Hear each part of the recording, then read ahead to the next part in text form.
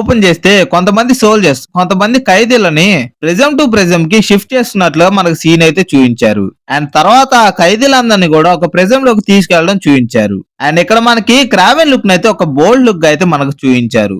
ఈ ప్రిజం లో క్రావెన్ కి ఒక రూమ్ ఇస్తారు. బట్ ఆ రూమ్ లో ఇంకొక ఖైదీ కూడా ఉంటాడు. ఆ ఖైదీతో క్రావెన్ ఒక డీల్ గా మాట్లాడుతూ చిన్న బాండింగ్ అనేది ఏర్పరచుకుంటాడు. ఆ రూమ్ లో ఉన్న ఫ్రెండ్ తో క్రావెన్ ఇక్కడ నుండి నేను 3 days లో తప్పించుకుంటాను అని చెప్తాడు.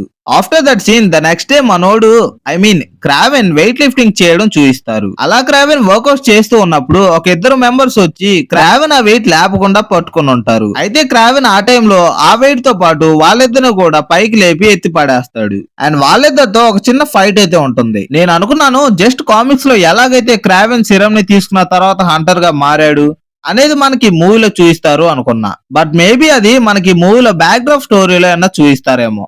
కమింగ్ బ్యాక్, ఆ ఇద్దరిని కొట్టిన దానికి గాను ఒక సోల్జర్ వచ్చి క్రావెన్ ని ఒక గ్యాంగ్ దగ్గరికి తీసుకెళ్తాడు. ఆ గ్యాంగ్ లీడర్ దగ్గరికి క్రావెన్ ని తీసుకెళ్లిన తర్వాత ఆ సోల్జర్ అక్కడ నుంచి వెళ్ళిపోతాడు. అయితే క్రావెన్ అక్కడ మాట్లాడుతూ అసలు తను ఎవరు అనేది ఆ గ్యాంగ్ లీడర్ తో రివీల్ చేస్తాడు. ఆ గ్యాంగ్ లోని 3 members కూడా క్రావెన్ ని కొడదాం అనుకుని తలుపులు వేసేస్తారు. బట్ క్రావెన్ ఆ గ్యాంగ్ లీడర్ తో సహా అందరినీ అక్కడే చంపేస్తాడు. అలా చంపేసి బిల్డింగ్ హైట్ నుండి కూడా పారిపోవడానికి పైకెక్కుతూ ఉంటాడు. అది చూసి సోల్జర్స్ అందరూ షూట్ చేస్తూ ఉంటారు క్రావెన్ ని.